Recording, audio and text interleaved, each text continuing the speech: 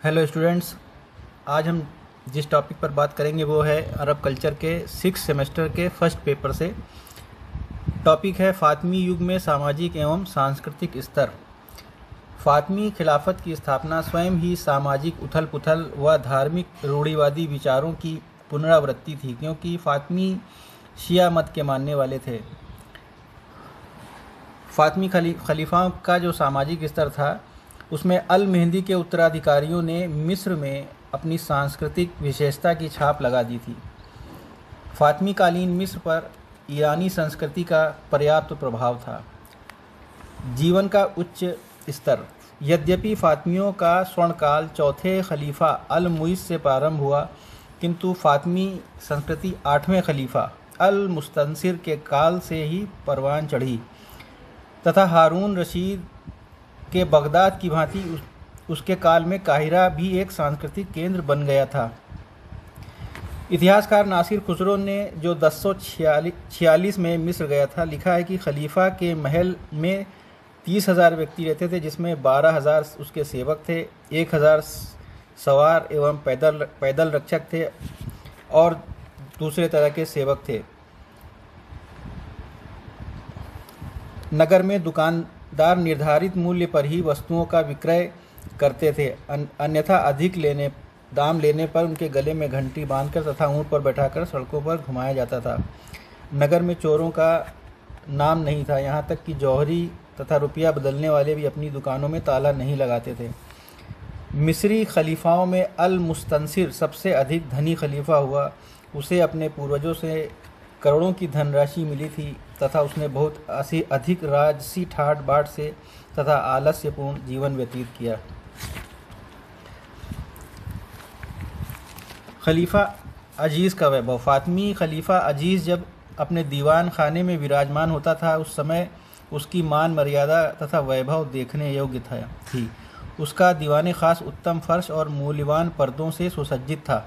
कालीनों पर रत्नों द्वारा काम देखने योग्य था। शाही दरबार के समय जब खलीफा सिंहासन पर विराजमान होता था, तब यह मूल्यवान पर्दे उठा दिए जाते थे और एकाएक खलीफा का व्यक्तित्व दृष्टिगोचर होने लगता था।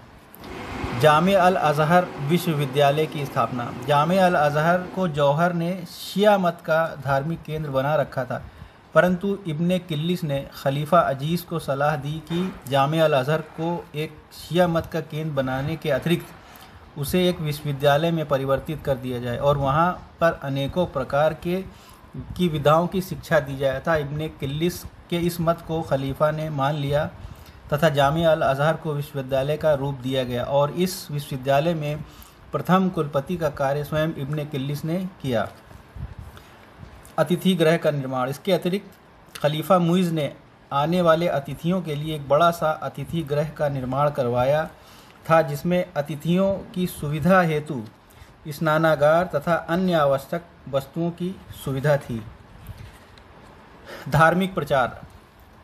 हाकिम का सबसे महत्वपूर्ण कार्य ये था कि उसने शिया मत के प्रचार व प्रसार हेतु धार्मिक व राजनैतिक दृष्टिकोण से कार्य किया। उसने इस कार्य को कार्यान्वित करने के लिए शक्ति का प्रयोग किया, अतः इस प्रकार अधिकांश प्रजा ने शिया मत को भय के कारण स्वीकार कर लिया था। खलीफा हाकिम ने एक और आदेश पारित किया था कि सप्ताह में 2 बार शिया मत के प्रचार प्रसार हेतु बैठक में समस्त लोग भाग लें। ईसाइयों की दशा। खलीफा हाकिम ने ईसाइयों की बड़ी इज्जत की, फलतः वो सर चढ़ गए और अत्याचार करने लगे। जब हाकिम को इसकी सूचना मिली तो उसने ईसाई सरदारों का वध करा दिया और उनके पूजा स्थल गिरजाघरों को गिरा दिया, यहाँ तक कि बैतुल मुक़द्दस का कलीसा भी गिरवा दिया। जब इस बात की सूचना सीरिया और रोम के ईसाइयों को मिली तो उन्होंने भी इसका उत्तर दिया और अपने यहाँ की अधिकांश मस्जिदें गिरा दी। फातमी समाज में गुलामों यानी कि दासों की स्थिति। अब्बासी खलीफाओं ने भी गुलामों से बहुत प्रेम किया था, क्योंकि अधिकांश खलीफा इन्हीं दासियों से उत्पन्न हुए थे।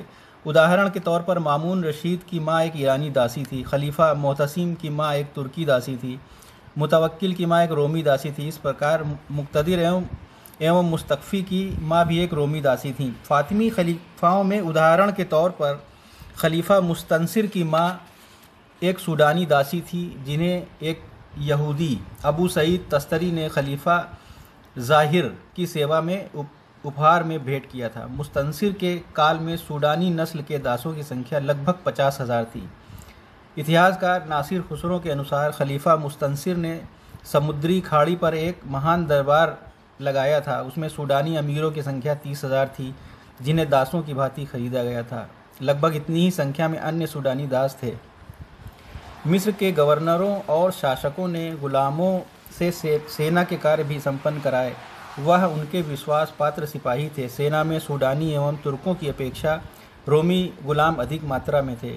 खलीफा अजीज़ बिल्लाह ने सर्वप्रथम गुलामों को सेना में भर्ती करके उनकी शान और मर्यादा को बढ़ावा दिया था, जो आगे चलकर स्वतंत्र रूप से स्वाभिमान होकर जीवन व्यतीत करने लगे और सामान्य जीवन स्तर को व्यतीत करने में उनकी इतनी मान्यता प्राप्त हो चुकी थी कि खलीफा के पद पर आसीन होकर इतिहास के पन्नों में एक महत्वपूर्ण युग का निर्माण किया।